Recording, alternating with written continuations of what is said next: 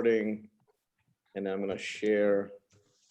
And then today is going to be with a lot of notes and help from my buddies,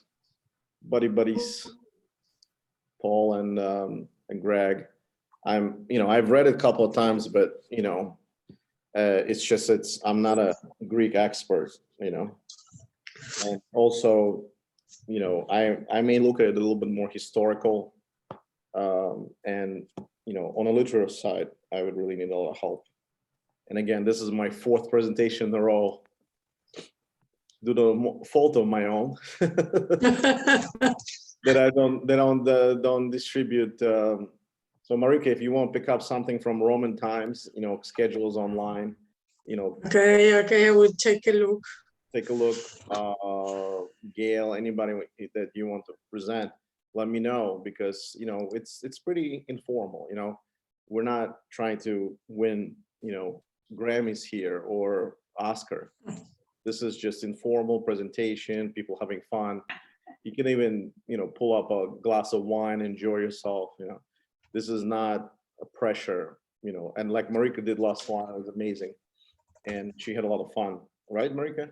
Yes. You, but we definitely had a lot of fun. So I learned a lot, actually. To put your thoughts in order makes you really understand things. Exactly, and that's my point, that you tend to learn a lot, and sometimes you just put it in your own words. Well, listen, not everybody is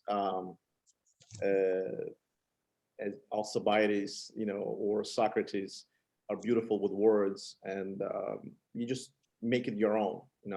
Like the people that go to Voice, right? They don't really sing the song of Sinatra or whatever else, or Britney Spears. They make it their own. That's how they win the Voice. If they try to be too close to whatever, then it's not really their style, and they don't really get chosen, even though they could be 100%, mimicking that singer. Just like, maybe that was a bad example. But I'm just saying. So if you want, I can put up a schedule for a sec before we start. Just Okay. like show it around a little bit. Let me stop sharing this for a second. Or new share. Hopefully I won't mess it up. 1 second. Because the schedule is going to be more interesting than the presentation, sorry. 1 second. Let me stop share. I'm going to put up the schedule for a sec. All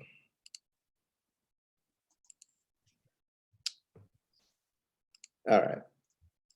This is all our upcoming presentations. So we did the ancient Nubia, and the video is online. Etruscans are 5-1, but I might move that one because Hadrian is a little bit busy and Lisa didn't get back to me. So there's going to be a 5th presentation I do in a row. Then we have Greg doing the Axum, which is a good transition from Meroya Nabata. It's right next to it, and Greg is doing that. Thank you, Greg. Then we have on 529 we do Romulus Remus, and Emilio stepped up on that. Paul is going to do First Kings of Rome. Then Greg, you see the trend is Greg, Zach, Paul. I need people to step up a little bit. So if anybody wants to do Roman expansion in Italy, should be an interesting subject matter. Anybody's interested. Pyrrhus War, right? I mean, we're talking about Pyrrhus victory. This is an interesting subject matter. Anybody want to step up and pick that up? Religious Republic Rome, Religion Republic of Rome. There's so many things that you can talk about. You can talk about religion of, even Zoroastrian that was utilized in some kind of way in Rome. Punic Wars. I mean, who doesn't want to talk about Hannibal? And before Hannibal, so. Anybody wanted to take that, conquest of Greece, Roman supremacy in Greek, all those interesting subject matters. And then anything you guys want to present, like for example, in our modern section, we're kind of running out of subjects after July, but we have Rich presenting tomorrow, Israeli 11 Wars. Then he's going to do with Sam, coloration of Sam, stateless ethnicity. and then Sergio is doing Conquest of America's Florida expedition. Then we're gonna have an interesting one, music in medieval times. So we have different subject matters that whatever you want. Like, well, sometimes we just talk about history of gunpowder, or we're gonna talk about Amarna period of Egypt, or how does Aristotle came back to the Western world. And I think that was moved to July. I have to change it on the schedule. But Edward the First, anybody wants to talk about English monarchy or Mayan civilization, stuff like that. Like I have a presentation of the history of the World Cup, and I have about over 30 people that registered interested, to do it. Then Greg is going to do next one is Plato's dialogue, Phaedo. But Plato also wrote about Alcibiades, so it's a good transition into taking a different look. And also he was a contemporary with those people, not like Plutarch that was living in AD and was writing something that happened 300 years earlier. So it's an interesting fact. So let me know. Anyway, I don't want to digress. So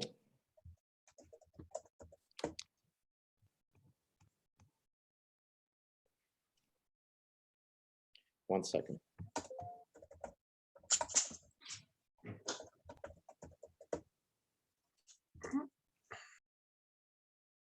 Let me start sharing. All right. So before we dive into this thing, I wanted to talk about a little bit about both Alcibiades and Plutarch. So today we're talking about parallel lives of Plutarch that he wrote about Alcibiades. And as we all know, Plutarch writes parallel lives about several very interesting individuals. And if you think of the Alcibiades of its time, you would think of today's, like you would think about George Clooney and Brad Pitt put together and maybe on steroids. He was considered to be the most accomplished, the most prettiest, human that you can find, or at least he thought of himself that way. So we'll dive into more details, but let's talk about Plutarch first.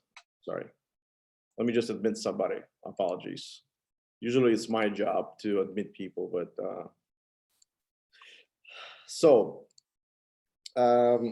Plutarch, right?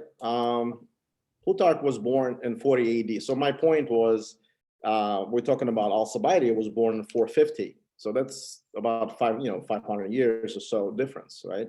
So Plutarch born, birthplace in, the Roman Empire, and stuff like that. And let's just talk about it. So when he was born in 40 AD, birthplace was Cheronia, which was in Greece. And the family Plutarch, was pretty rich, lots of money, had many privileges, which helped him throughout life and get his education.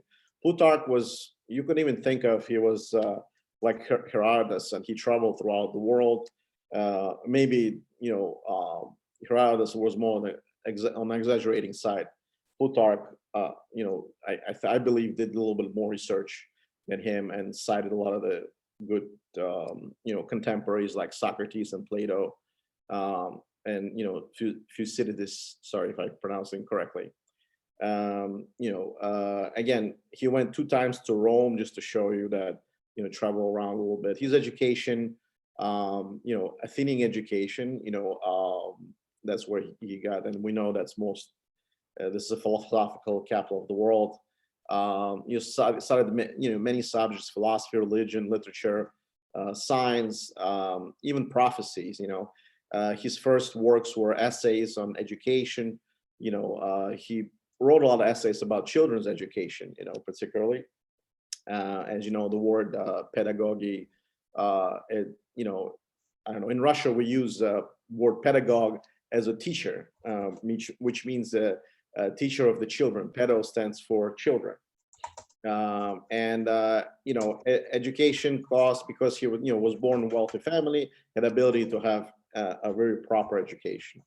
So what did he do with parallel lives, right? Parallel lives, also called lives for short, right? And what about it? You know, basically is, you know, biography of, you know, compares lives of the Roman and Greek people, something like Caesar, Alexander the Great. You know, we talked about Socrates last time.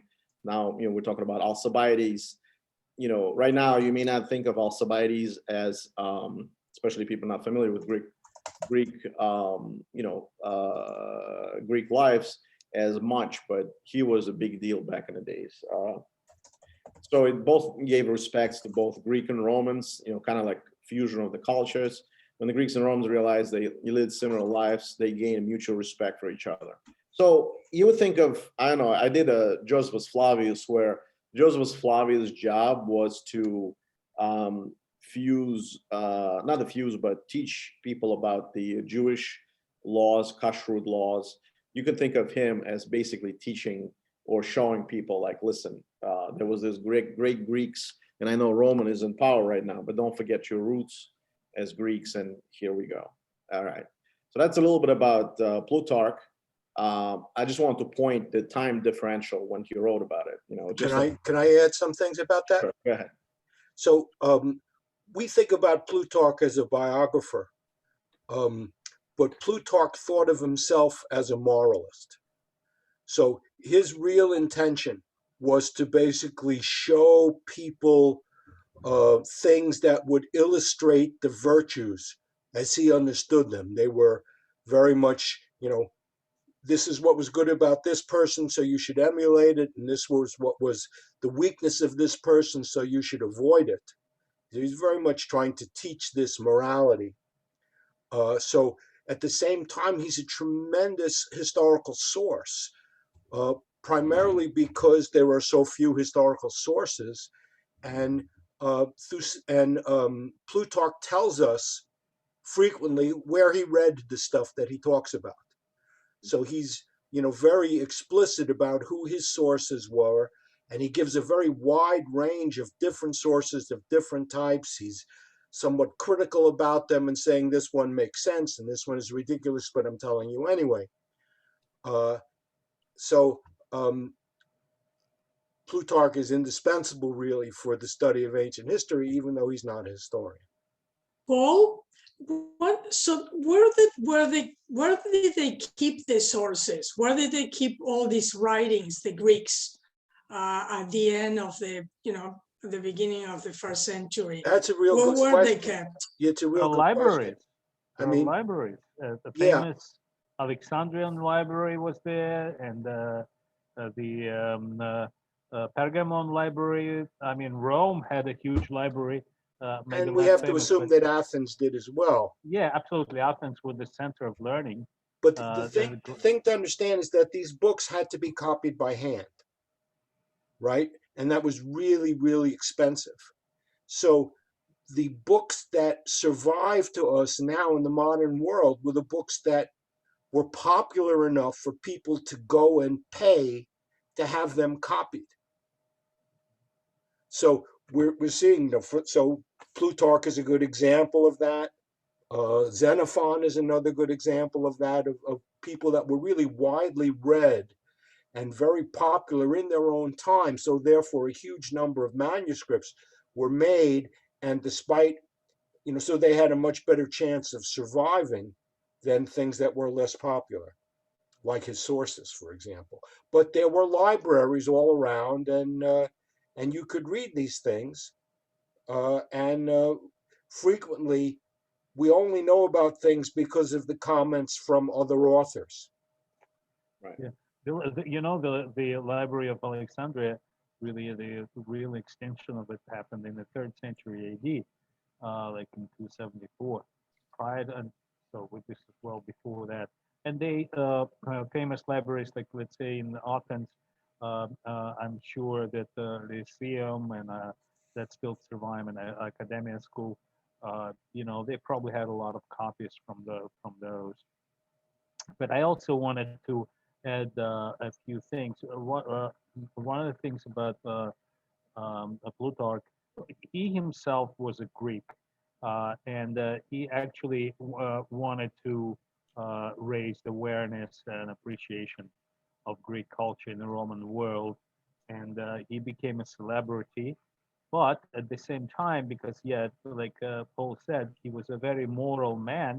You know, he led fairly modest life. He mostly stayed in his hometown of Chaeronea, where you know, at some point he even had some civic duties. He was a mayor of the Chaeronea, and also the last 20 or 30 years of his life, he served as the priest of Delphi oracle, which is quite Didn't the Greeks interesting. also make him a senator? Didn't he have some?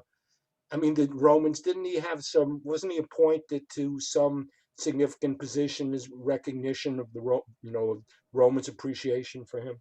I don't recall that. I know that he didn't live in Rome. He visited Rome, No, but he no, lived he with, didn't. yeah. But the whole thing is that he lived his life as a priest of Delphic oracle, which is in those days it still was functioning, and you know the main duties of the priest is to interpret what Pythias. Pythias were women. I think there were from three to six women who probably went into a trance induced by some drugs and produced incomprehensible speech. And then there were priests who were interpreting that speech into something that could be discerned. And besides, they also provided the administration and treasuring and all this stuff. So he was one of the priests, and that's part of his service. So he was a virtuous man, you know, performing like this his civil duties for most of the time, and writing his stuff. You know, very At the unique same time, person. it's also true that he was really good at kissing Roman ass.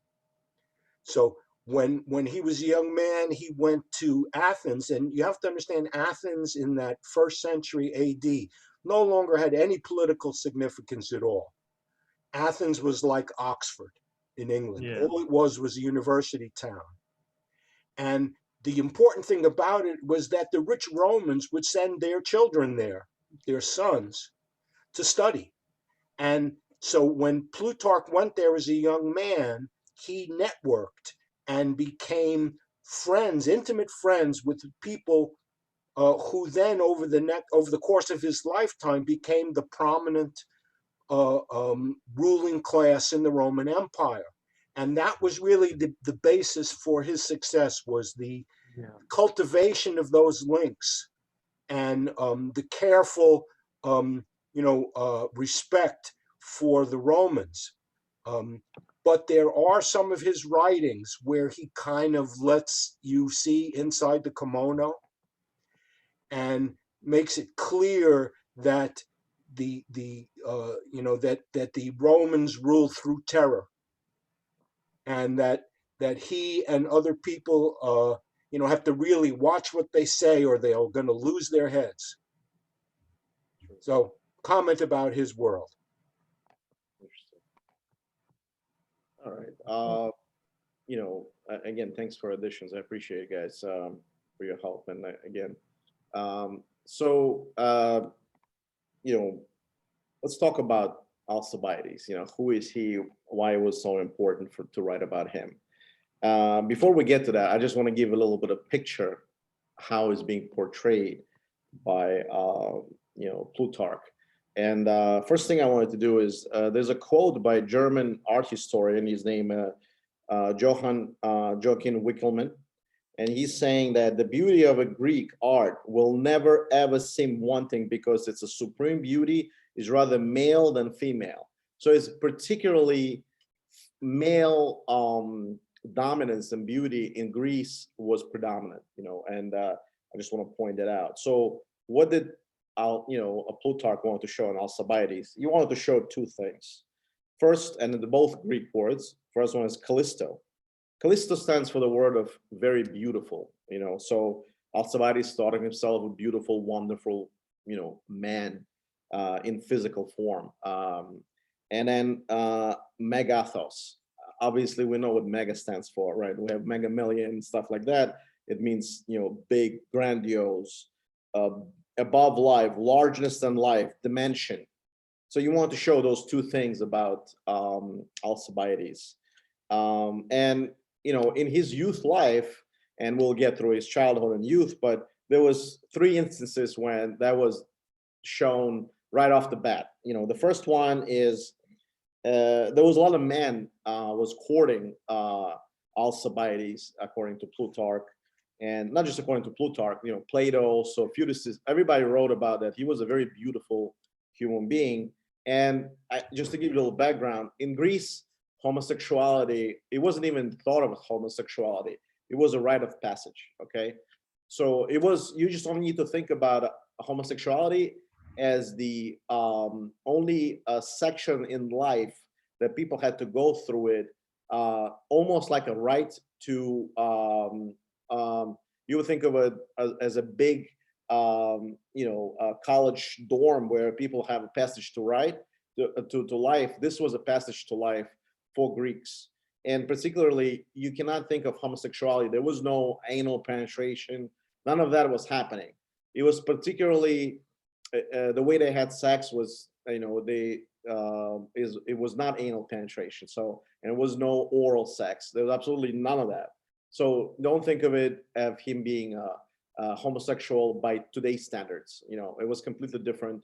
And the way they had, it wasn't even sex. It was more like robbing between the cheeks, between the chicks and nothing else. So so this beauty was looked at differently, and homosexuality was only a section in life people had to go with, rite of passage. Okay, so in particular, there was 3 instances that there's many instances in the book, but the 3 instances I want to point out. So as he was courted by different suitors, there was one suitor is called Anitis. Basically invited Alcibiades to a party, and Alcibiades refused. But since he was so beautiful, he actually sent his servants to pick up half of the silver that was given to him as a gift. And just to give you an example, in order for older men to court a younger individual, almost in their adolescence, 12 years and older, they had to actually pay, you can think of it as a dowry. So if you want to invite somebody to a party, as a young adolescent, you have to pay. And so this person, Anitis, paid in, somewhat, let's say 10 talents or whatever, 5 talents. And each talent is like so many pounds of silver or gold. And what happened, Alcibiades, even though he refused, still sent his servants to pick up half of the silver and gold that was given to him. And when asked from Anitis, listen, you didn't get anything out of it. Why is it so important for you to give him this money? And he goes to, he basically said, listen, he only came for the half of it. He didn't come for the whole thing. I gave him, let's say, $1 million. He only came for 500,000. He didn't come for the whole thing. That's how much people were adoring him. Even the fact that he didn't come and he is part of the bargain, they still was okay with him taking the money, even though it wasn't happening. Another piece was, there was another suitor that actually sold his land in order to just court, Alcibiades, and gave the proceeds to Alcibiades.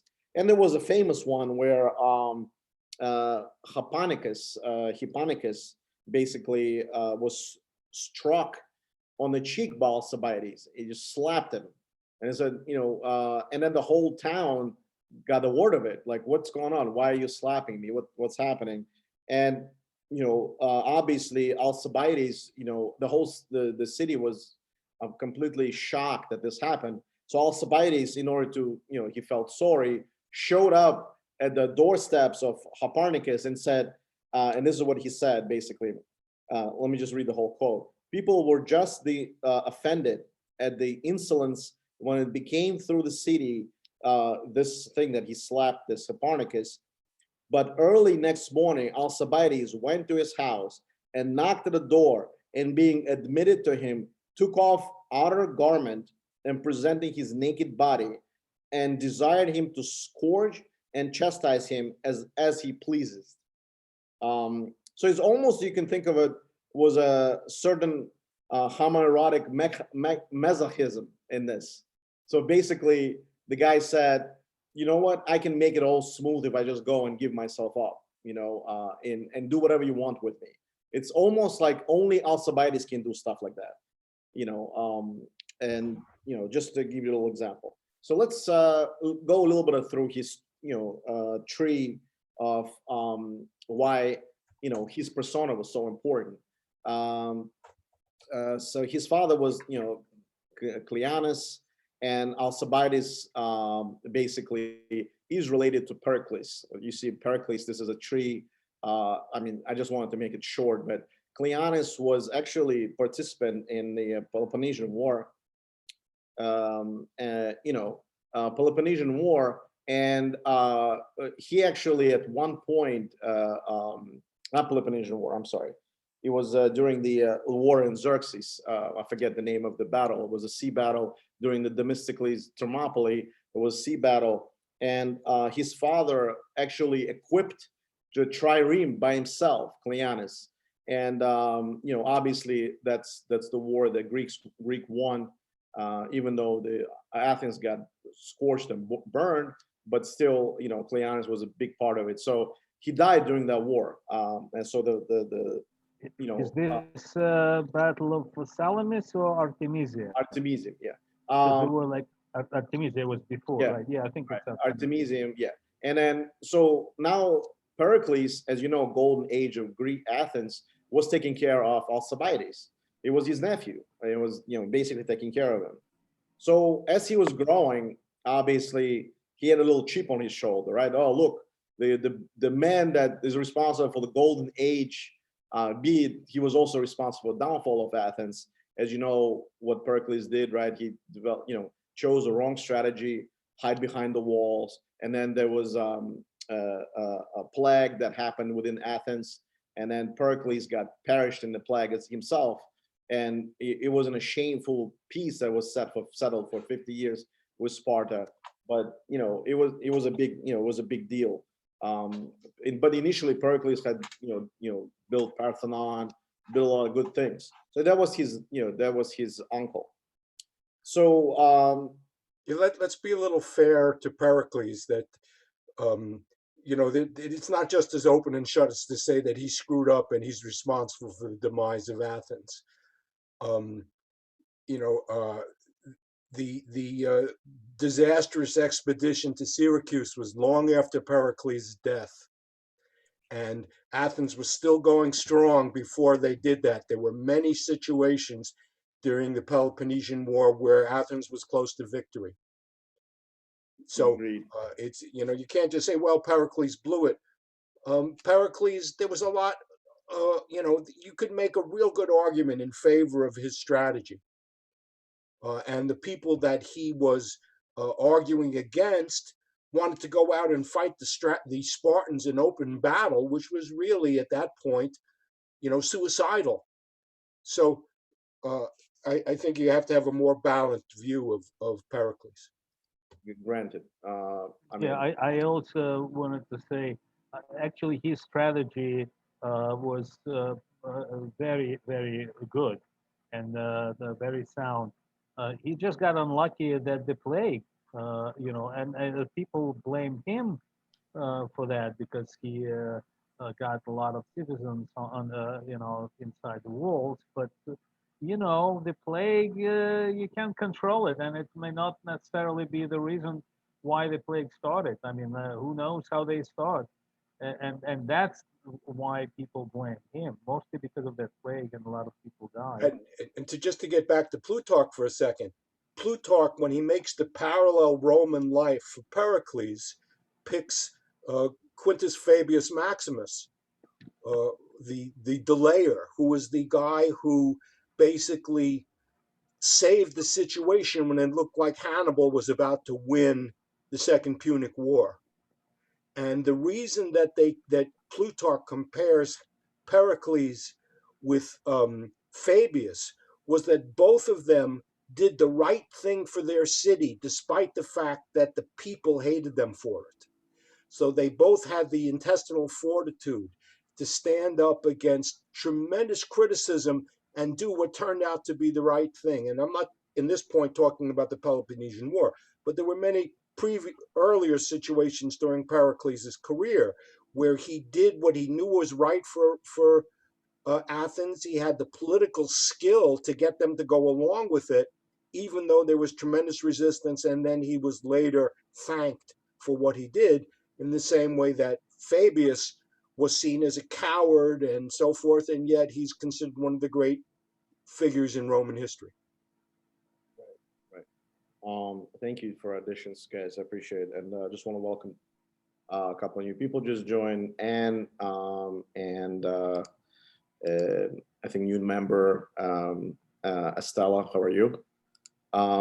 Just to continue. One question, Zach, is the Cleisthenes in this tree, is this the same Cleisthenes who introduced basically the Athenian constitution and democratic reforms? That's correct. Okay, so Alcibiades has this tremendous pedigree of the most important lawgiver in the history of Athens. Correct. So I hope you guys liked this tree. And then now, so what's interesting? Let's just go through his life a little bit, because it's interesting in the book. It pertains to that. As a young person, he was a strong man of strong passion.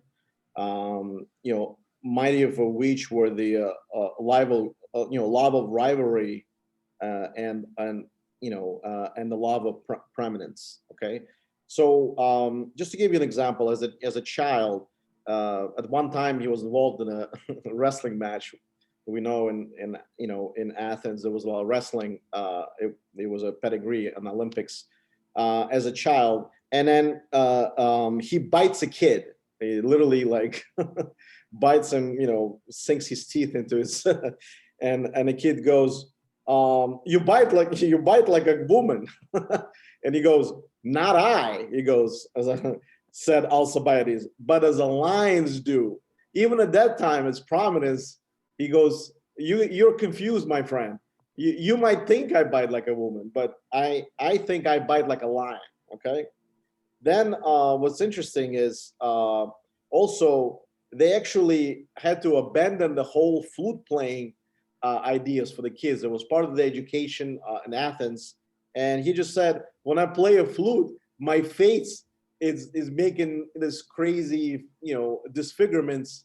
And therefore, as a kid, I refused to play a flute. Now, everybody basically followed him and abandoned playing flute, which was the part of the education in that as well. And also there was a third instance where there was a big carriage was going through the street, and they were playing a game, on the streets as a kids. And this big carriage said, "All the kids, get out of the way. We're passing through." Alcibiades just laid in there because he knew he was a nephew of, Pericles. What are you going to do to him? He just lay there and basically didn't want to move. It was like, okay, you know what? Screw you. You just either have to go through me and deal with Pericles, or I get my way. I want to continue playing. And it was a big carriage. There was no way for it to back out. So it was interesting, So one time as a child, he actually accosted a school teacher. He asked him for the book of the Homer. The teacher replied, he had nothing of a Homer's. Whereupon Alcibiades fetched him a blow with his fist and went his way. Another teacher he had a Homer which he had corrected himself. What, said Alcibiades, are you teaching boys to read when you're competent to edit Homer? You should be training young men. So he's he's telling teachers as a child what to do. This is ridiculous, he's completely beyond his time, basically.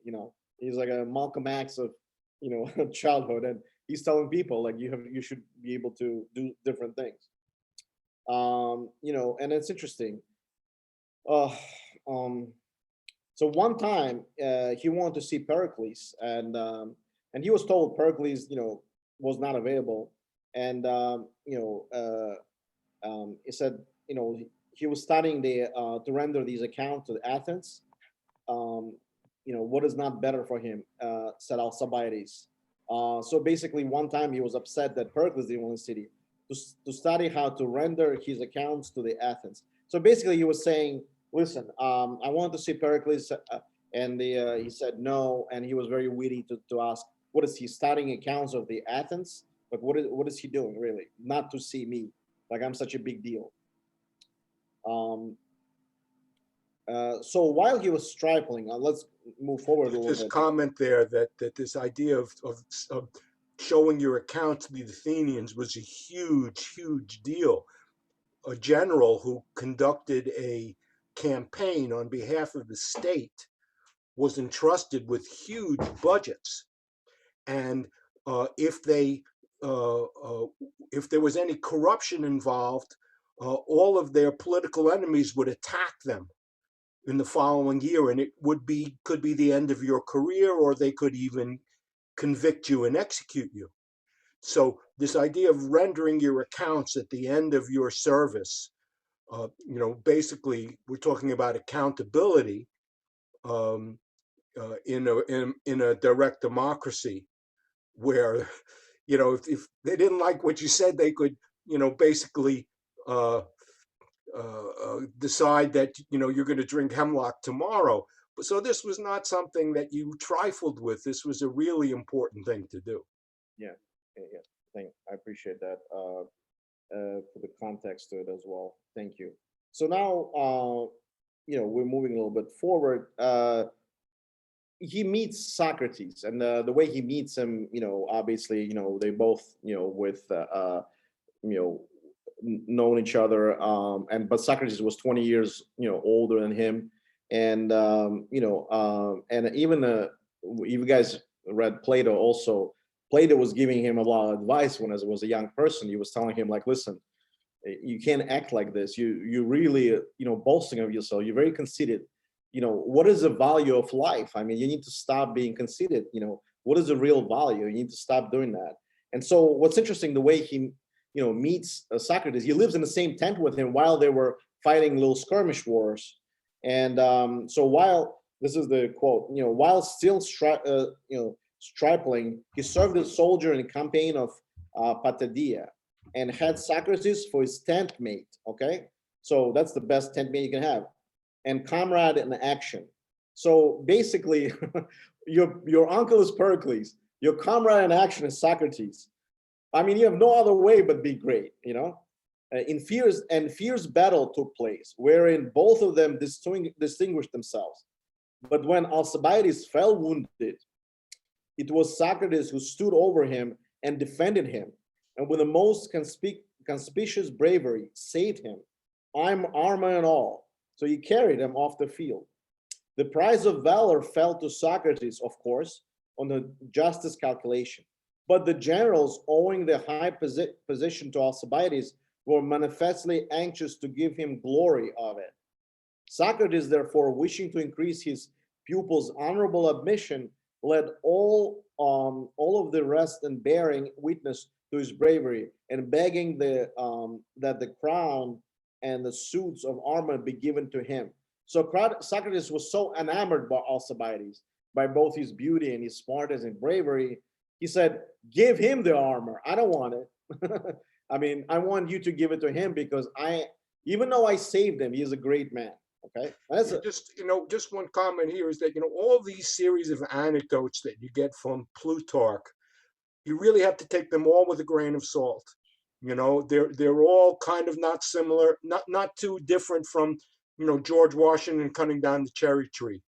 These are stories that have grown, and they're being introduced to try to give you a feeling for what Alcibiades was like, but the way they actually happened, it's unlikely that many of them literally happened the way that Plutarch narrates it. Correct. One question: when in Plato's the Symposium, it's Alcibiades who comes last, right? He comes to when they are discussing love. Is that Alcibiades? Is that what? Alcibiades, yes, yes. Alcibiades. Yeah, it's Absolutely, Yeah. Alcibiades and Plato discuss Okay. love, and out of that discussion, the concept of platonic love comes Right. out. Right. Right. So it's basically Socrates saying, well, I really don't have a carnal interest in this beautiful young man, or that everybody else does have carnal interest in. Yeah, because Alcibiades is trying to seduce him many, many times, and Socrates says that no, we have a different kind of bond. I mean, they're friends, and certainly there is a mutual admiration, but more from Alcibiades to Yeah, I Socrates. mean, Zach, Mhm. I just sent you an email with a picture, which is really illustrative of what's actually going on with this young male homosexuality. I mean, if you double click on it, we could all see it. It's in your email. Let me see.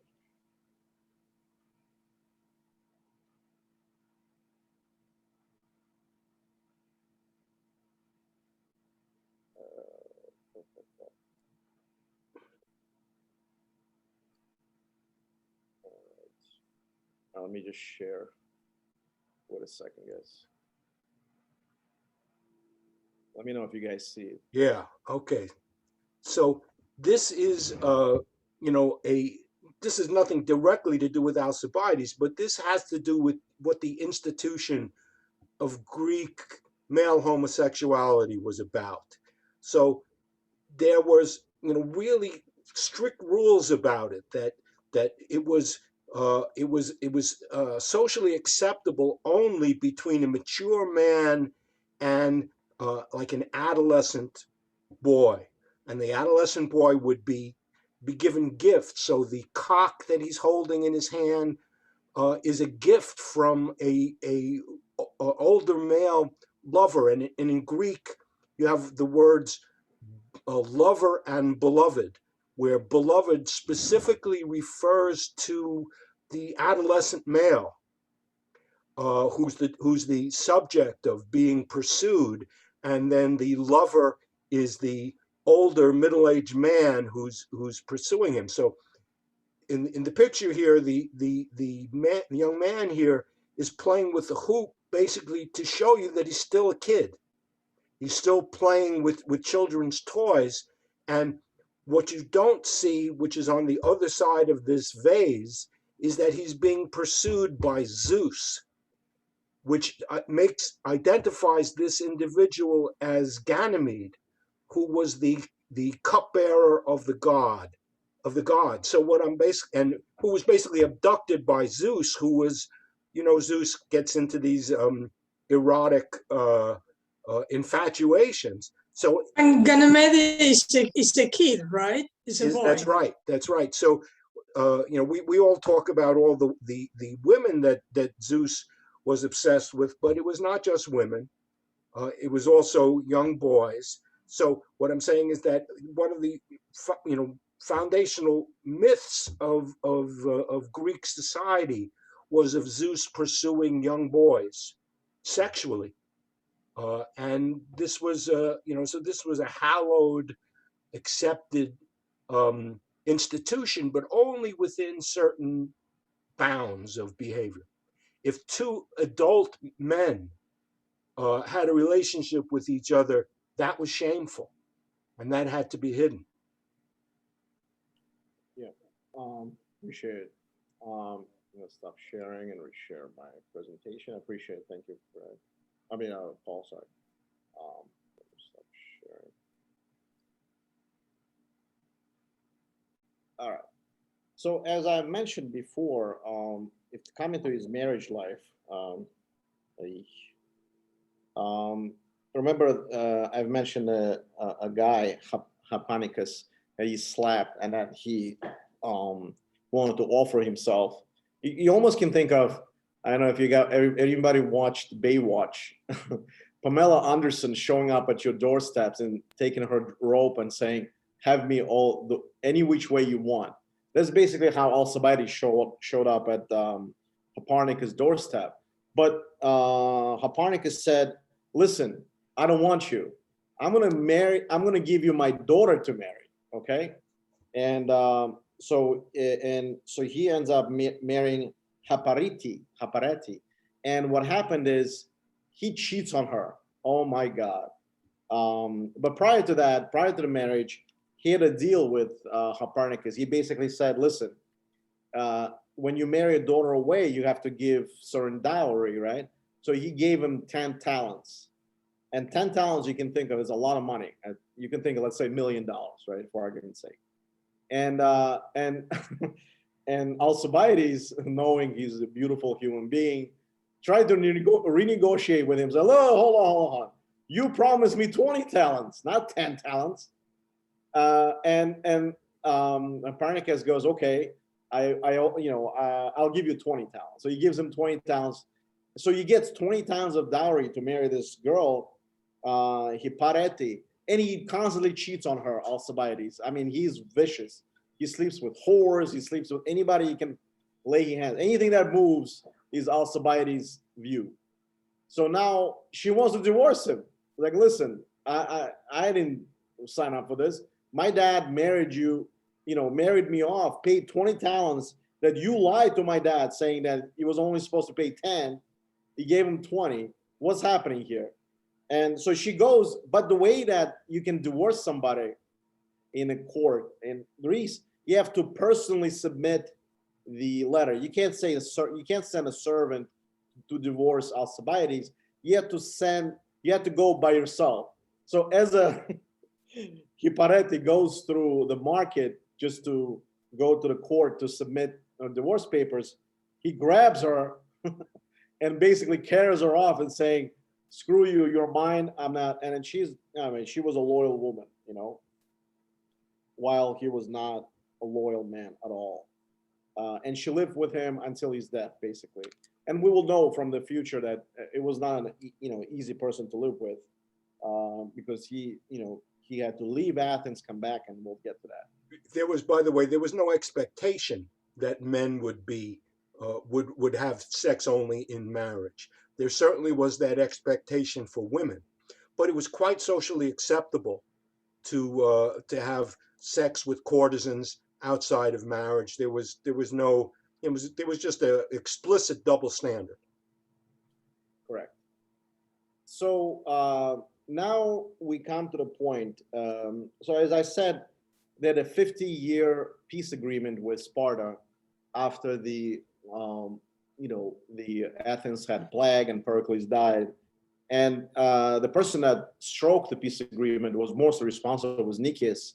And so what's interesting is he basically wanted to challenge Nicias to saying, listen, we can't be just feeling comfortable, staying and then with this peace agreement. We got to be able to go to Sicily and first conquer Sicilian, Ionian Greek towns. And then we'll go beyond, we'll go to Carthage. At that time, Carthage wasn't a big deal at all.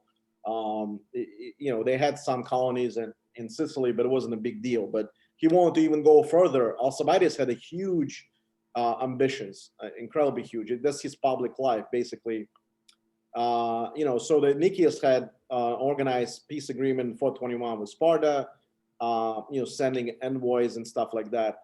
What's interesting is Sparta sends envoys to Athens, and basically because of the fact that there was this little skirmish, that they were about to fight a war, and the envoys were told, envoys obviously didn't have a lot of the power, and Alcibiades actually went in the back to talk to the embassy, Spartan embassy, and saying, you guys want to do finish up the peace agreement, but let me tell you something. You guys need to admit to the fact that you have no speaking power or any kind of power to come before the ecclesia, which is their senate, or so to speak, and present the case for the peace agreement. So now So Alcibiades, The ecclesia was the General Assembly. That was General Assembly, the right, assembly in which all Athenian male citizens could vote. right.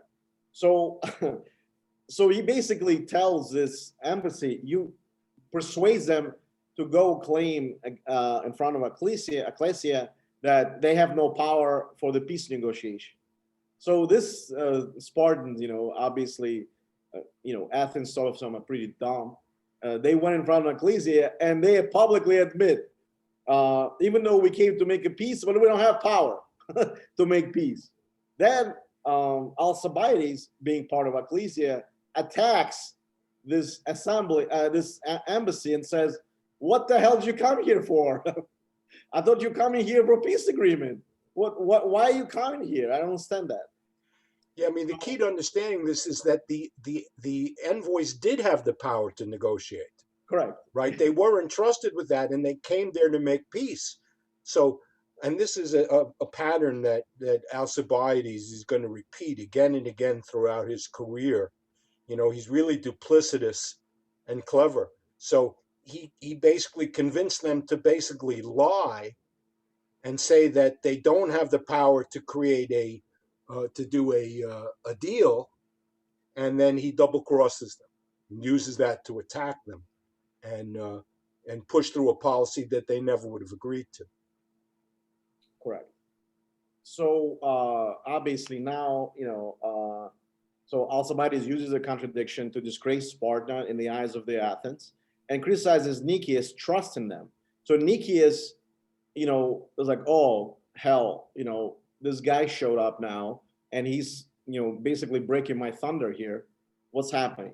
Alcibiades, because of that becomes strategoi or strategos. He was saying it is like a general in the second war, it's cold.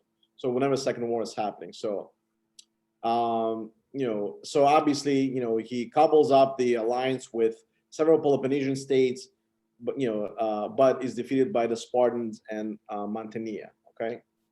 So that's an interesting, aspect about him. But prior to that, he wanted to show how great he is, and he participates in the Olympic Games. So what's interesting in the Olympic Games, right? He's a avid equestrian. He has a stable of horses, all that stuff. He sends 11 carriages to Athens, which is unheard of. The kings, the noblemen never sent that many. I mean, and he wins first, second, third, fourth place. I mean, he just wins everything. He's like, Olympic Games belong to Alcibiades. So he's got you can almost think of when George Bush, bought the MLS. I'm sorry, the baseball team just to get famous.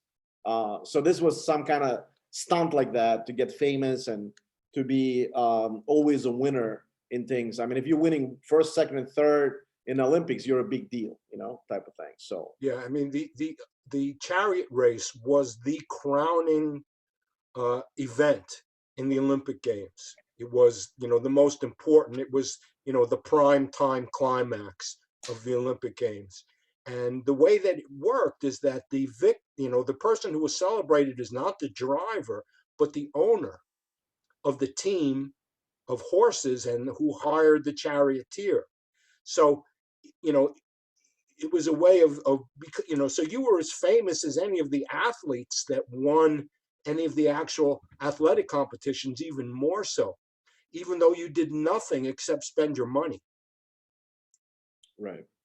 So this is what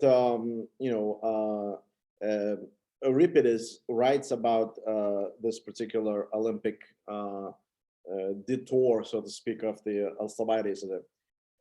Thee, we sing, O child of Cleinias, who was his father, a fair thing is a victory, but fairest is what no other Hellene has achieved. To run first, the second, the third in the contest of racing chariots, and to come off unwavered, and wrath with the olive of Zeus to furnish theme to the herald proclamation. So, basically, they were saying that he won everything in the Olympics. So, so those are the things. Now,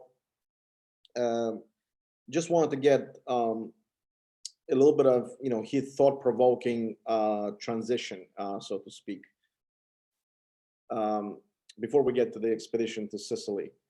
So on entering the public life through still mere stripling, he immediately humbled all the other popular leaders except Phaeax, the son of Aristostratus, and Nicias, the son of the Nicaratus. This man made him fight hard for what he won. Nicias was already of the mature years and had a reputation of being most excellent general, but Phaeax, like himself, was just beginning his career, though of illustrious parentage, was inferior to him in the other ways, and particularly a public speaker. He seemed affable and winning in private conversation rather than capable of conducting public debates. In fact, he was, as Apollidas said, a prince of talkers, but in speaking most incapable. That was how he was described in his ascendance to power. But it's interesting, he was able to reduce Nicias to great straits by all this. But just then, by rare good fortune at his war, an embassy came from Sparta, which I was telling you about, and basically he was talking about that.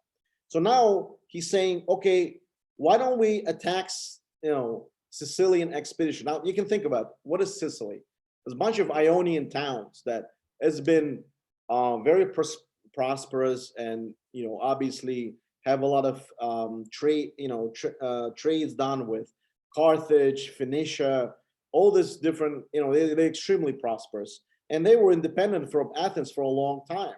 And here Alcibiades is saying, we need to do this expedition to Syracuse, right? So in order Syracuse was actually a colony of Corinth. So Syracuse itself was not Ionian, it was Dorian. Right. Dorian city, right, exactly. But the main thing was that Sicily was incredibly rich. And there were a lot of greedy people in Athens who were just looking for an excuse to expand and obtain. I mean, we talked about Alexander, just seizing places by conquest. That was basically what they wanted to do. Right. It was just naked aggression and aggrandizement. Absolutely. Yeah, and I also wanted to say that Syracuse was a very big city, even in terms of population. It was at least equal to Athens, maybe more. So it was really crazy idea. Not even talking about that. Yes, Corinth is the ally of Sparta at this point, and it would be very obvious that Corinth would come to the aid of its colony, of its, And ask Sparta to help, right, which they did. So now they come to the Sicily, but they've been such a freedom-loving town, so to speak, or a city, in Syracuse. They actually give a good fight, and this is what basically Plutarch writes. Oh, while Nicias was trying to divert people from capture of Syracuse, he was losing a battle, as an undertaking was too difficult for them. Alcibiades was dreaming of Carthage and Libya. So Alcibiades, they haven't even conquered Syracuse yet. He's already thinking, okay, let's go further after we do this. And after winning this of the once encompassing Italy and Peloponnnesia, he almost regarded Sicily as a way and a means providing for his greater war. The young men were at once carried away on the wings of such hopes, and their elders kept recounting in their ears many wonderful things about the projected expedition. Many were they who sat in a palacios and lounging places, mapping out the sand and the shape of the Sicily and positioning the Libya and Carthage. But what's interesting is, before they embark in this competition, on this expedition, there was the mutilation of Harmea. Harmea, basically its statues, religious statues, that was, basically desecrated, and who was blamed, for whatever reason, they somehow was able to sell that Alcibiades was the one to blame for the mutilation of the army, and so They're images of the god Hermes, and right here, sorry. and they're depicted with erect penises. And the mutilation was that somebody went around and knocked all the penises off them. Right. And that was the crime that Alcibiades was accused of. That's right. He was accused of the crime, but they didn't want to take any action until the Sicilian expedition. So we'll deal with it after. Let them go attack Sicily, and we'll deal with it after. When he comes back, we'll do that. So now he goes to Sicily. They fight. Things are not going their way. So what's interesting is basically they sent a ship directly from Athens to, and it's called Salamanian State Galley, to fetch Alcibiades, because he was indicted in this act, where he said there was Alcibiades that with his crew went around and knocked off the penises of of the statues, and we want to bring him back to Athens. Now, Alcibiades, being a smart man, what is going to expect now? They're probably going to kill him, right? I mean, he just saw that Socrates had to take poison, and for the That state. had not happened yet. Well, but it was indicted, I think, in No, this is Socrates is around 400. This is 10 years before. All right, sorry for that. So now what I'm just trying to say is he's not a statesman as everybody thought of him. He completely switches a switch and says, you know what? I know that Athens are fighting against Sparta. I'm going to run away to Sparta. And then he basically, says to the Athens, to this Salamanian State Galley crew, listen, I'm going to come on my own boat. I want to give myself up on my own boat. I don't want to go on your boat, because I like my comfort. I like whatever I, like, and then he just basically slowly escapes and goes to Sparta. So Alcibiades had no sooner sailed away from, he robbed the Athens, of Masana.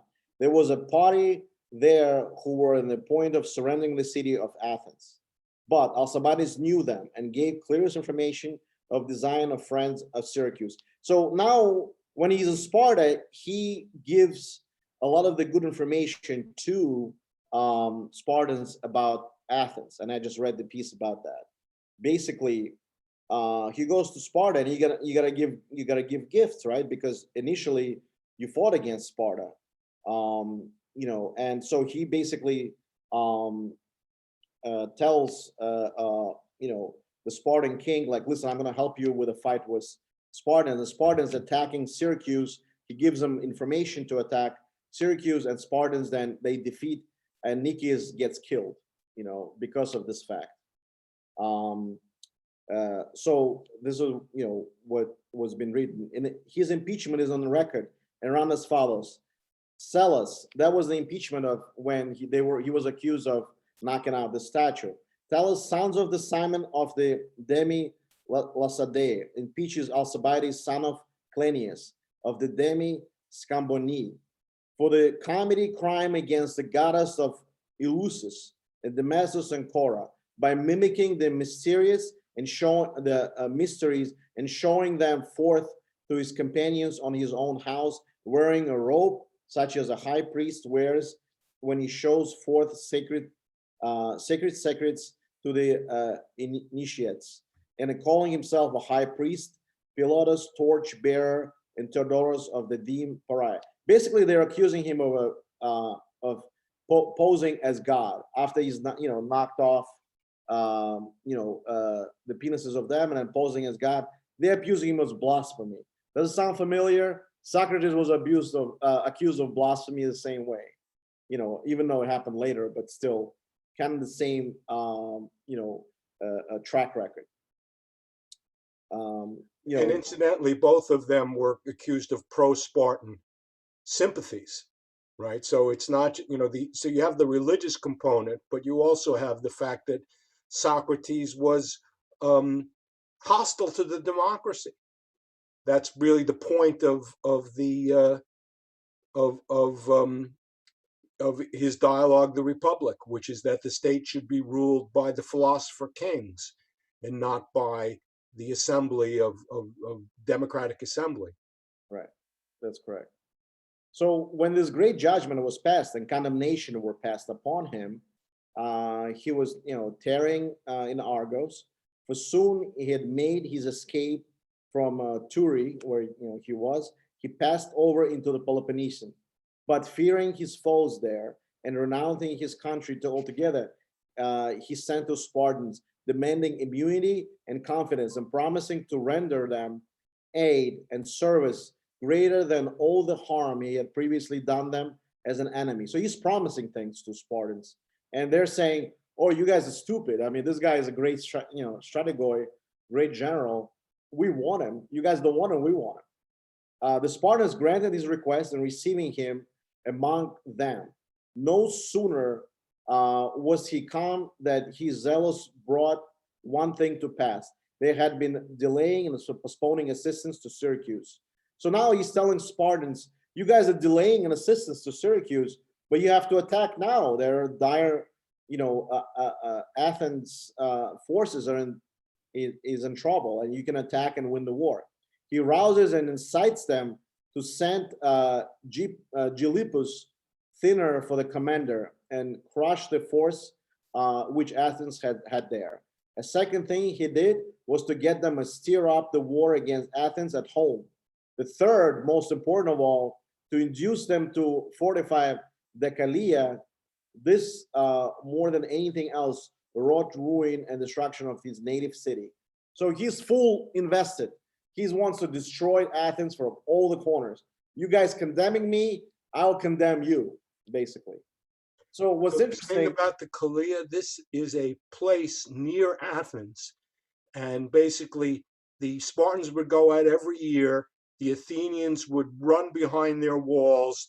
The Spartans would burn everything down, and then they would leave and they would go back.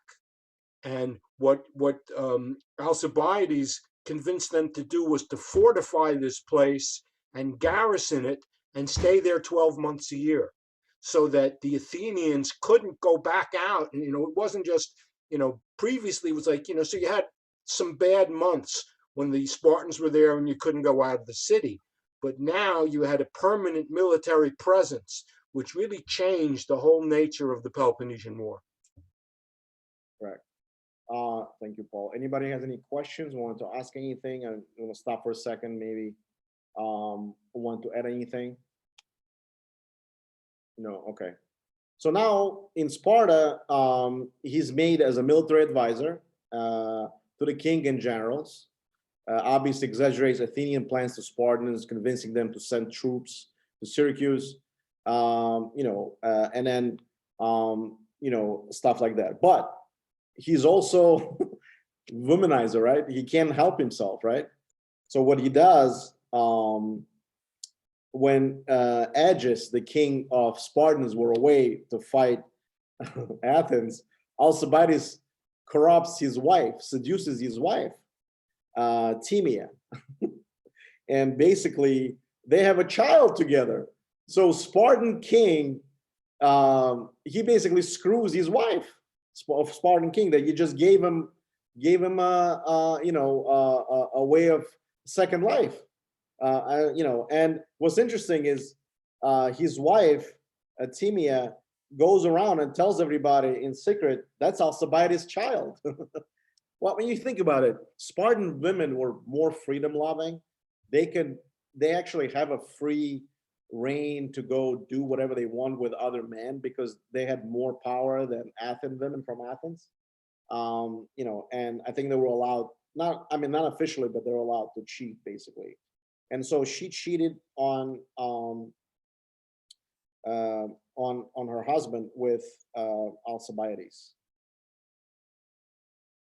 So It had profound effects. It wasn't just, you know, a family issue, but the son that they had was then potentially a heir to the throne, contender for the throne of Sparta, even though he was not he had no Spartan royal blood in him because he was Alcibiades' son and not Agis' son. So he really complicated and screwed up Spartan politics, you know, for the next 20 years. Right. So I'm just going to read this piece. For a while, Agis the king was away on his campaign. Alcibiades corrupted Timea, his wife, so that she was with a child by him and made no denial of it. So she doesn't make any denial. She tells everybody. When she had given birth to a male child, it was called Letocates in public. But in private, the name which the boy mother whispered to her friends and attendants was Alcibiades. So such was a passion. So there is Alcibiades Jr. So such was a passion that possessed the woman, but he, in his mocking way, said he had not done this thing for a wanton soul, not at the behest of mere pleasure, but in order that descendants of his might be kings of the Lacedaemonians. Question: Yes. how Plutarch describes all this, the moralist? I mean, is he kind of saying, okay, this is what happened, or he was thinking that this was bad? I mean, being a moralist.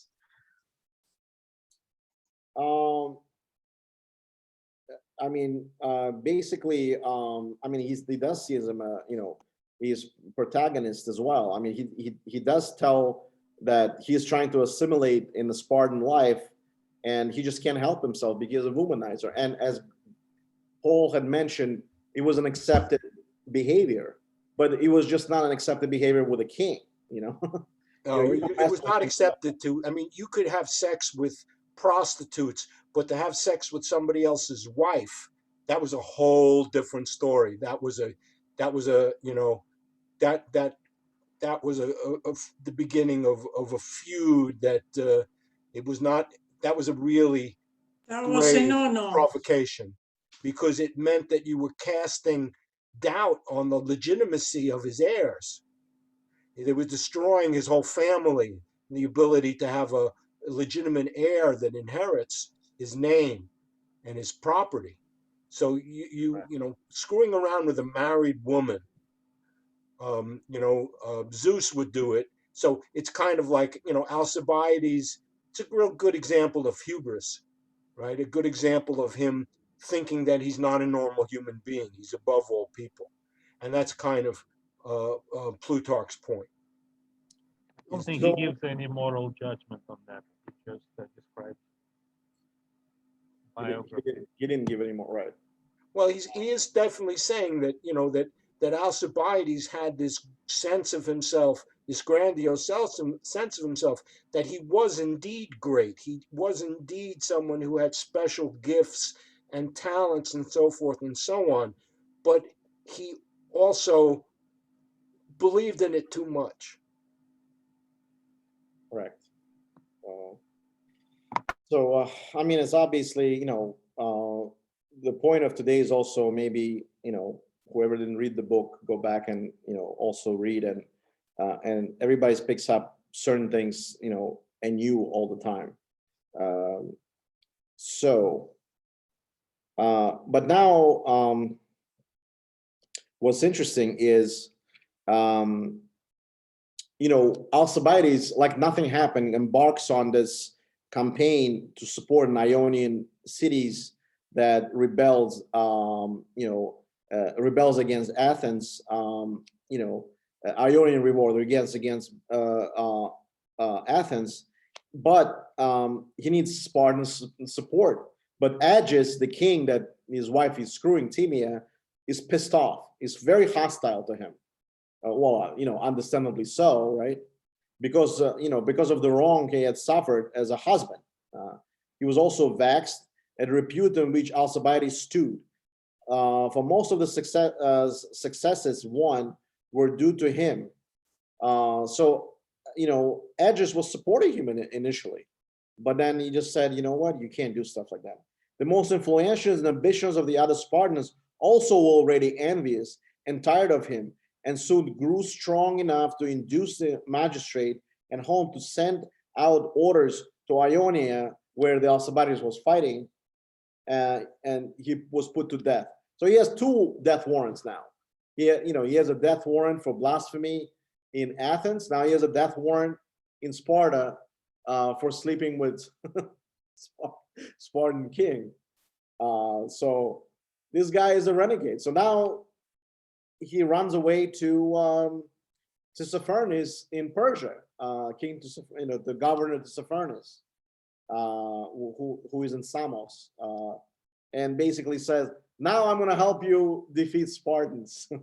So he's all over the place, and so he advises him not to aid Spartans in a fight with Athens, yet not to put down the Athens completely, but rather by niggardly assist to straighten and gradually wear out both. So he's saying, listen, you guys have a lot of money. Why don't you support a little bit of Spartans, a little bit of Athens, and we were going to wear them both. We're going to come in, we'll take both. And he gives them advice to Persians, and so make them easily victim for the king, for the Persian king. And when they are weakened and exhausted each other, Tessiphorus was easily persuaded about this. And all men saw that he loved and admired his new advisor, Alcibiades.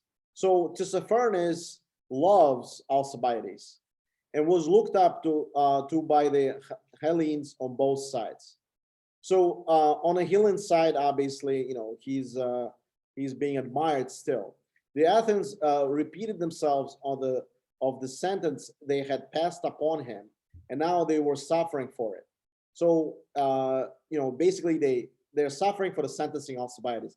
Alcibiades himself also was presently burdened with the fear that if his native cities were altogether destroyed, he might come into the power of Lycomondians, who hated him.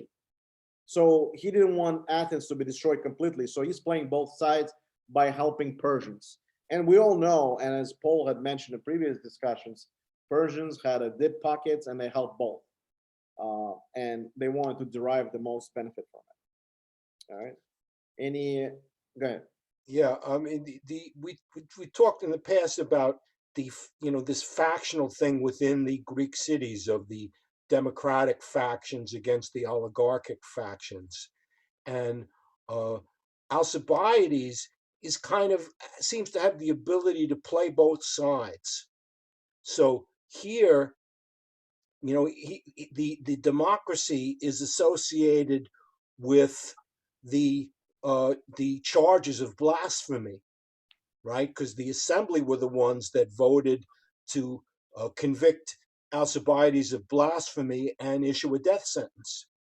So Alcibiades is now is supporting the oligarchic faction in Athens that wants to put down the democracy. The Persians hate the democracy because the democracy is who defeated them in the Persian wars. So when the oligarchs basically defeat the democracy inside of Athens, then Alcibiades can convince Tissaphernes to support Athens, because now it's a sympathetic, simpatico regime of oligarchs that the Persians are accustomed to dealing with. Correct. Right. Anybody any questions or any additions or want to ask any questions? No. This is that will change, by the way. Yeah. So Alcibiades will go over to the other side there too. Correct. So we already have him switching 3 sides. Now it's a 4th time. So now he's at Samos, and at Samos there's a Athens naval, like you say, a couple of miles away, there's a naval post, and they still respect Alcibiades a lot. but as Paul had mentioned, is there's oligarchic power right now. Is in Athens, and he's a proponent of he's a Pericles nephew. So Pericles was the golden age of the Greek democracy. So he basically friends a lot of those naval entourage, and he's also a strategoi, right? So they do respect him. So he was to encourage the leading men to overthrow democracy and take control of their affairs in Athens. So he basically encourages them with a plea that on this term alone would Alcibiades make Tissaphernes their friend and ally. He's saying, look, Persian, Tissaphernes will help us if we turn back to democracy way. This was a pretense and is a pretext of those who established an oligarchy of Athens.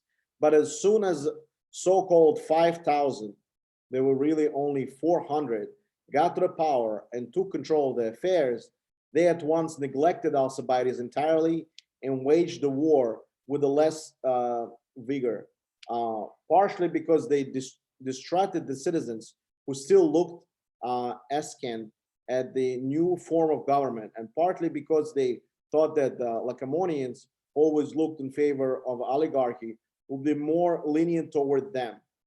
The popular party in the city was constrained by the fear to keep quiet, because many of those who openly opposed the 400 had been slain. But when the army in Samos learned what had been done at home, they were enraged and were eager to sail forthwith with the Pyrenees and send Alcibiades. They appointed him as general and bade him to lead in the putting down the tyrants. So there's this 400 tyrants that are in Athens, and Alcibiades now has a right to return as a general, a strategoi, to take over Athens. So you get the switch that just happened, right? It was the oligarchic affiliation that allowed Alcibiades to win over Tissaphernes, and now all of a sudden he switched sides, and now it's the democracy that is sending him back to fight against the oligarchs. Correct. So in 411, Athens coup replaces democracy with oligarchy initially. On the island of Samos, just give you a little bit of summary. On the island of Samos, the Athens military resists the coup, remaining democratic aligned. General Thrasybalus at Samos retrieved Alcibiades from Persia to assist fighting the Spartans. General Phrynius opposes the return, questions motives, and tries to make a back deal with Spartans. General Antiochus, but he reveals the plot to Alcibiades, who requests Phrynius' death sentence. Alcibiades tries to convince Athenian leaders he has a great sway over Tissaphernes, but he fails to get any help from him. So Persians are not helping. With Athens' army under his command, Alcibiades wins complete victory against Spartans and Persians at Abydos and Cyzicus. So he's fighting against Spartans and Persians. Returned to Athens a hero, with changes dropped, and leads the ceremony of Eleusis. So now he's back to Athens. So he's quickly hoisted an Athenian with colors on his flagship and darted straight upon the victories of pursuing Peloponnesians. So when he was wrong, routing them, he drove them to the land, following hard after them, and rammed and shattered their ships. Their crews swam ashore. Here, Pharnabazus came to their aid with the infantry and fought along the beach defense of the ship. But finally, Athens captured 30 of them and rescued their own and erected a trophy and victory. The Athens were greatly depressed at the loss of their supremacy initially, but when so now basically what's happening, he's in Athens, but we have Lysander, who was robbed. Lysander was, the Spartan king, who was, basically robbed of the victory, wanted to attack Alcibiades in Athens. I just want to show you, what are we talking about? The major, the Athenian League is in the orange. So this is everybody that helps Athens. And the Spartan allies is all in, I think it's beige, yeah, right here. Just on the map, kind of like to show you who's fighting who, okay? Any questions? No. So, so Lysander basically is now attacking Athens in order to either bring back the oligarchy or take over, with Spartan rule. So accordingly, Lysander sent Pharnabazus. It bade him to do this thing, and Pharnabazus commissioned Magosus, his brother, and his uncle to perform the deed. Right. So when they attack the Athens and and Alcibiades being deposed, so to speak, they also sent to kill Alcibiades. But prior to that, there's this battle of Nautium.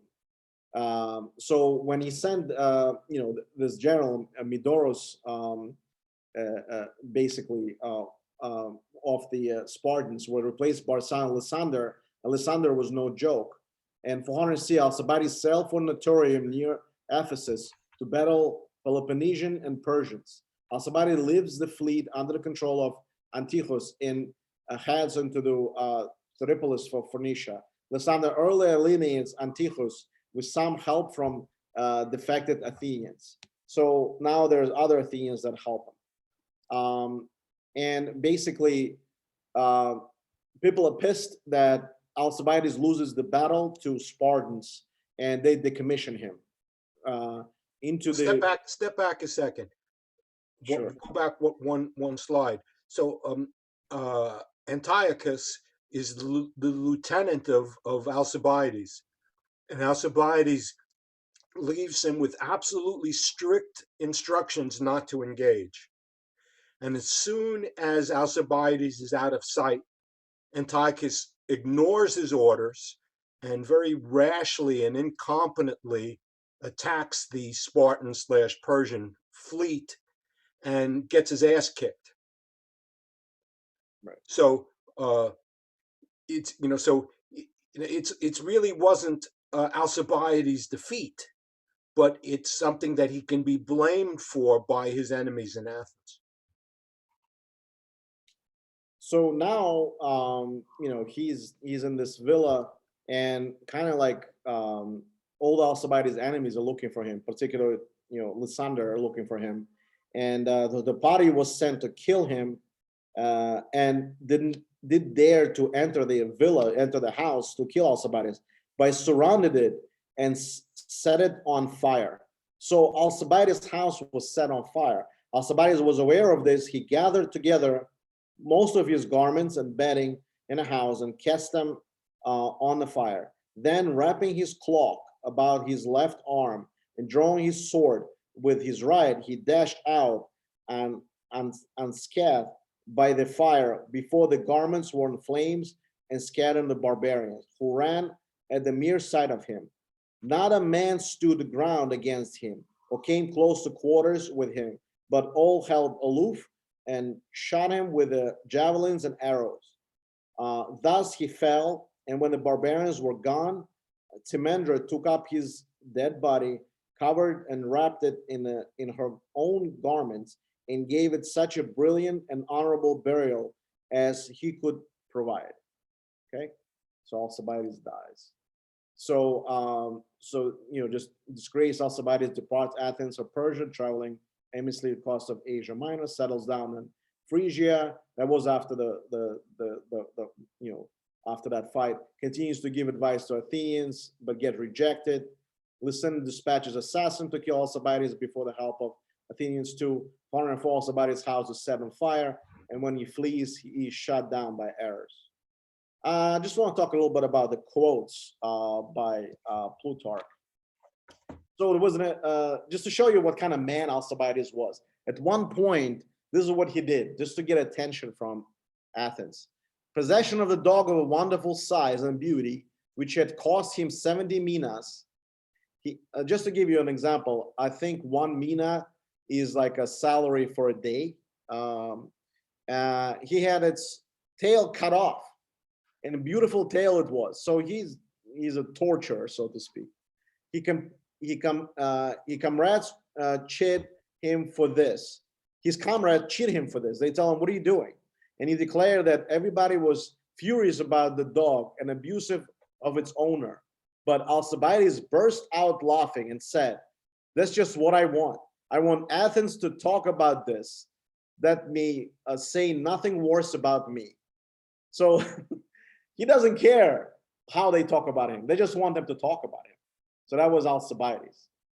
And then his contemporary Thucydides, who also fought the Peloponnesian War, also said this: "Men do not rest content with parrying with attacks of the superior, but often strike the first blow to prevent the attack of being made."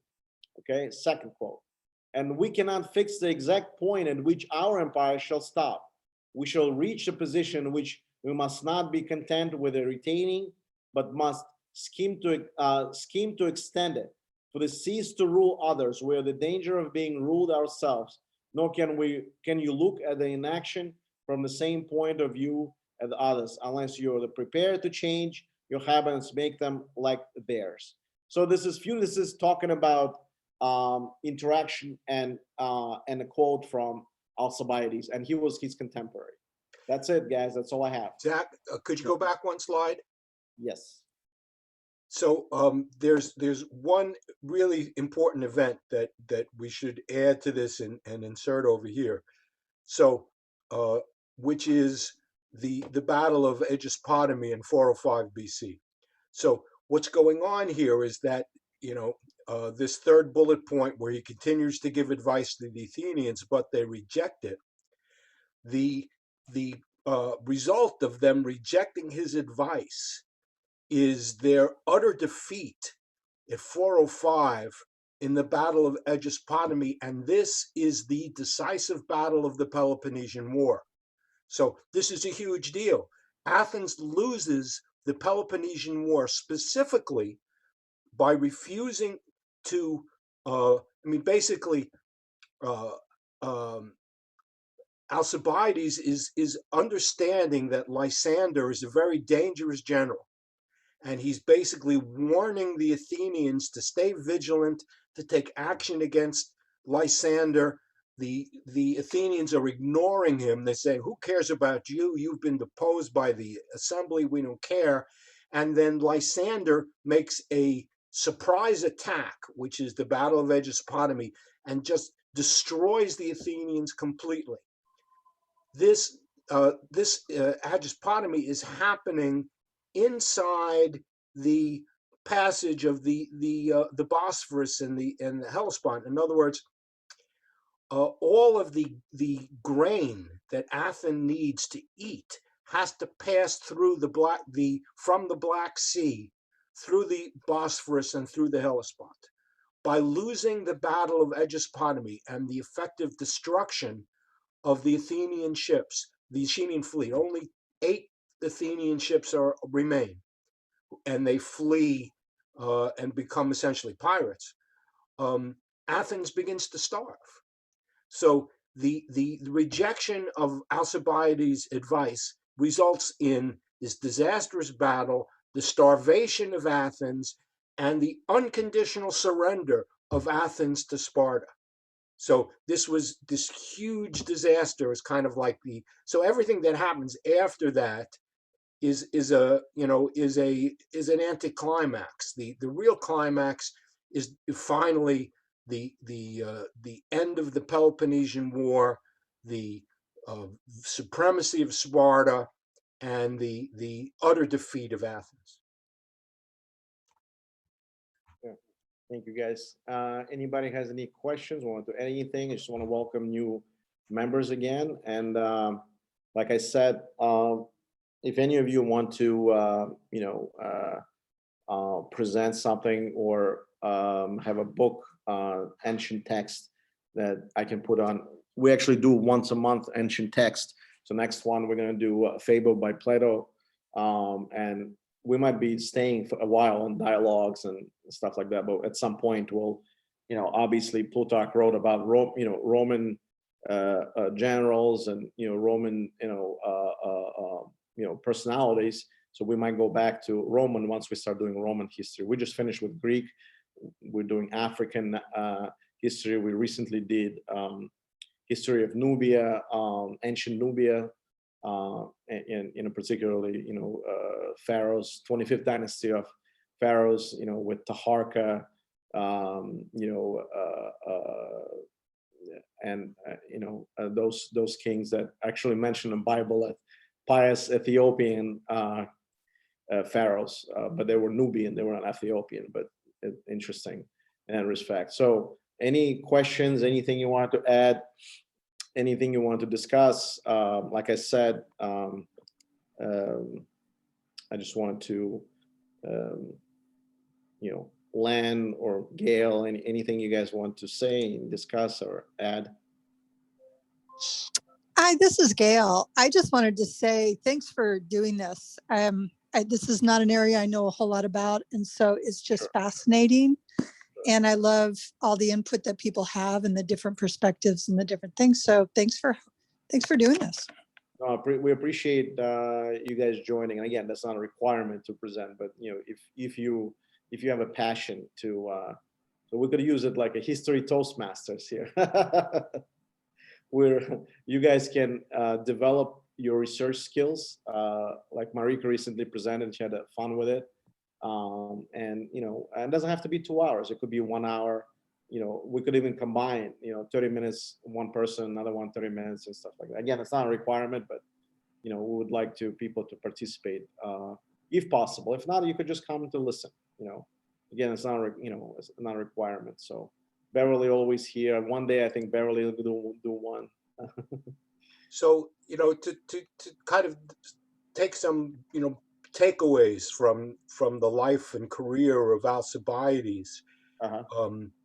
We all here in the West and in the United States, we always say, "Oh, Athens, the cradle of democracy."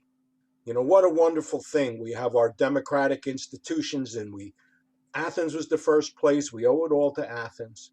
But when you look at this clearly, what you see is that the Athenian democracy made one horrible decision after another and was susceptible to being manipulated by Alcibiades, by Alcibiades' opponents, back and forth, and was really irresponsible and destroyed their own country. So the Athenian democracy, you could always get them to declare war against somebody. You could always go in and say, yeah, let's take Sicily, let's do this, let's do that. You could always fire them up. And people who tried, like Nicias, tried to calm them down and have a more moderating influence, they would get overwhelmed by ambitious demagogues, Alcibiades being a good example of it. And then as soon as Alcibiades was out of the picture, his enemies would come in, and then they'd manipulate the assembly to go and convict him of death.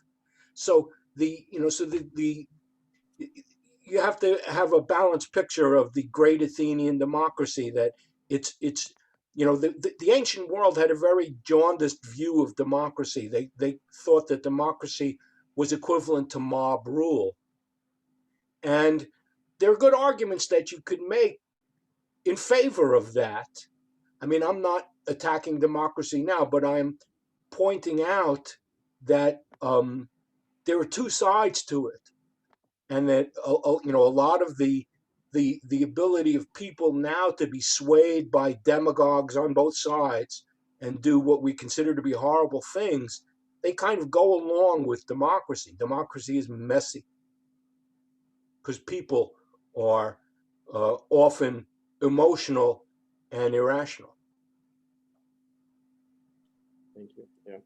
Greg, Yeah, anything to I add? think that's why Plato argues so much against it. That it's not the best the best way to rule people. However, he is not like entirely negative. He's just saying that he thinks that the philosopher king will be the better, but he also presents other alternative forms of rule, like oligarchy, aristocracy, democracy, tyranny, and basically presents the picture is that there is a process that one converts into another, and that seems to be pretty fair assessment even nowadays. That when we look at many cultures, we could see how democracy sometimes brings out tyranny or autocracy or oligarchy. There are kind of there are like both of them sometimes involve oligarchy. Like right now, we can't really say that we have a democracy in the United States. It looks like it's a mixture of democracy and oligarchy right now. And that's one of the things that Plato and Aristotle later saying that that's what's happening. I'd like, can you hear me? It's Bev, Beverly. Yeah. Sure. Yeah, so, listening to the conversation about democracy makes me think about, for example, Afghanistan, that after being there for so many years, and the Russians having been there, and before them, there were others, and how democracy does not fit for every place in the world.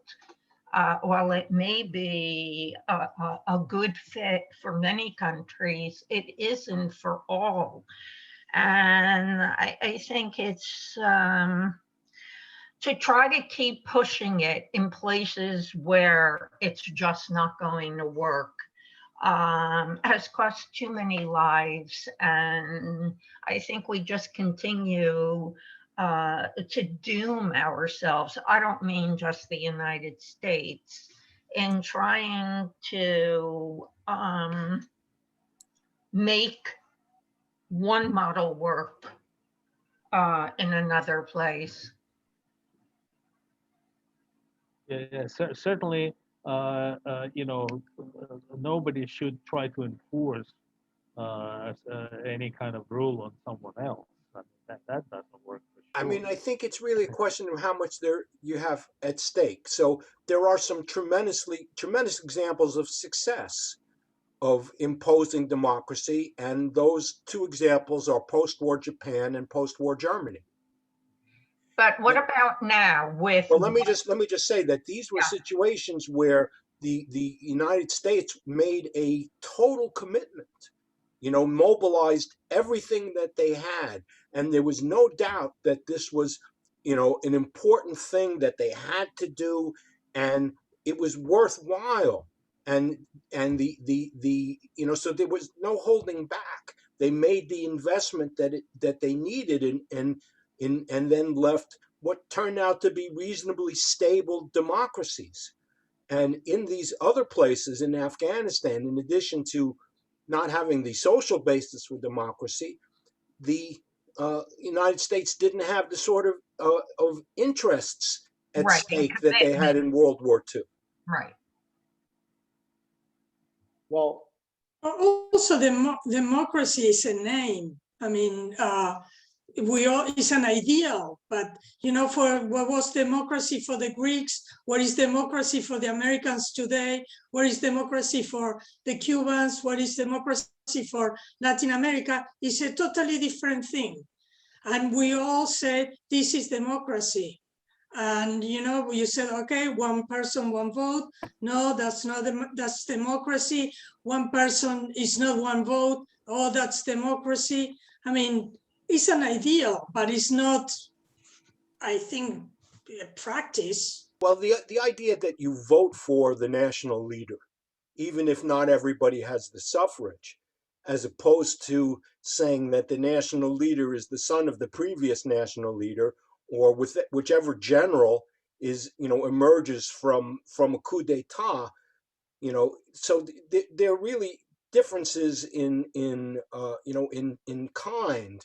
So yeah, you're going to say, well, democracy, different flavors, different so forth, but there really are some clear distinctions. Who chooses the head of state? That's kind of like a red line. Right, and how much knowledge we have of what is, going on, and how much one vote, one person, one vote. I mean, we have to pay taxes, but we don't have to vote. So I think there is a kind of a weird thing here. We're obligated to pay taxes, but we're not obligated to decide where the taxes go.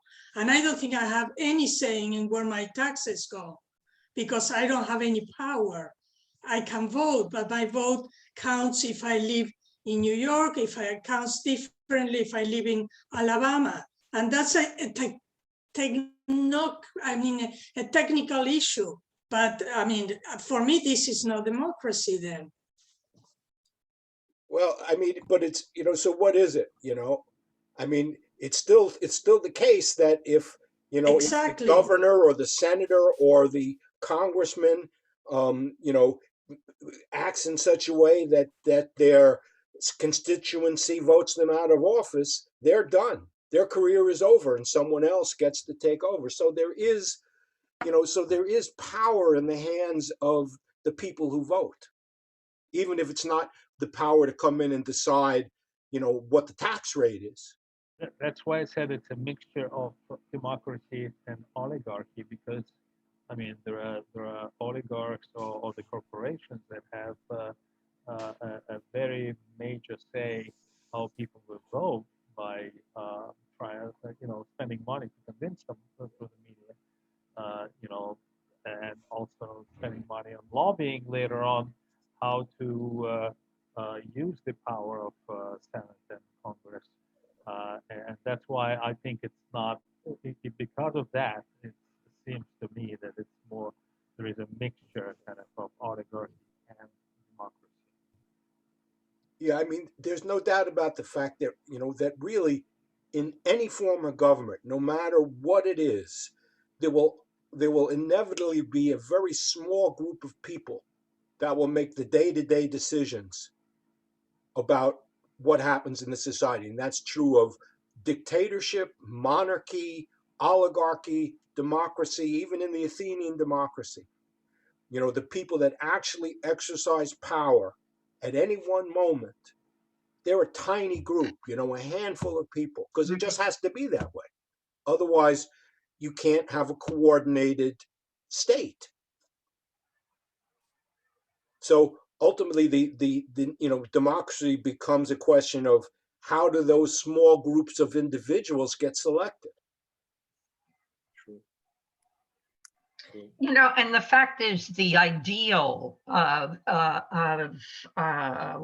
whatever it is far, far different from the reality. Always is. Right. And it can't be any other way.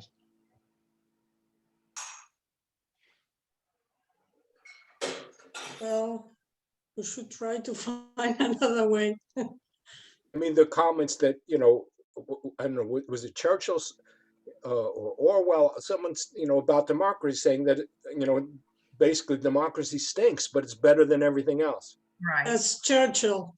That was Churchill, right. Churchill. Yeah. British humor. British. So anyway, tomorrow we have a great presentation on 11 wars of Israel. So please join Richard presenting tomorrow. It's a part 2. So I think we're picking up from 1974. 1973 war and on. Then just go through a schedule that then we have Etruscans might be moved, but on May 1st, Saturday, next Saturday, we have Etruscans. And on Sunday, we have stateless ethnicities like Kurds. You can even think, some Indian ethnicities in Punjab Valley. Then we have history of World Cup soccer in May 6th. Then after that, we have Amarna period of Egypt. We're going to talk about the interaction between Mesopotamia and Egypt. That's going to be Lisa presenting on that. Conquest of America's Florida expedition on May 9th. Edward I, Andrew, who is a teacher, history teacher, is invitational. He's going to talk about the, Edward I.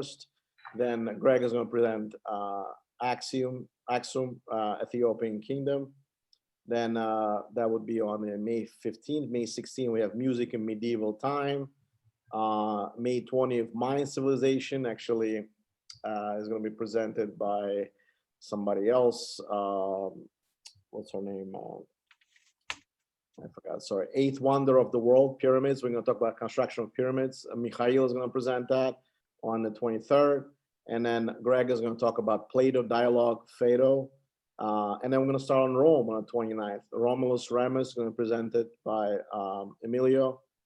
And then Anne is going to present how Aristotle got to the Western world on June 3rd.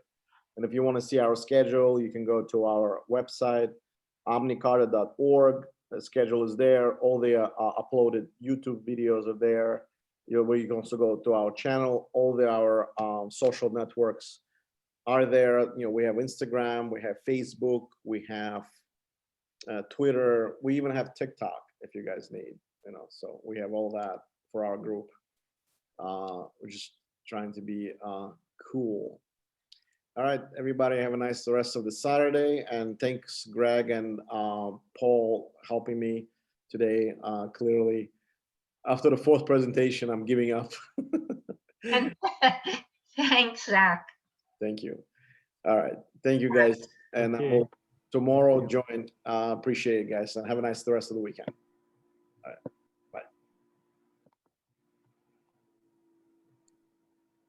Oh, Paul and Greg, can you hear me?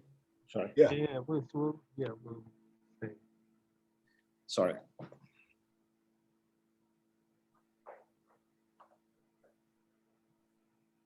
Okay, it's the three of us. I guess you should Let me just pull up the schedule. Sorry. So I gotta tell you what my vacation schedule is, because it interferes with some of the things that you've scheduled. So,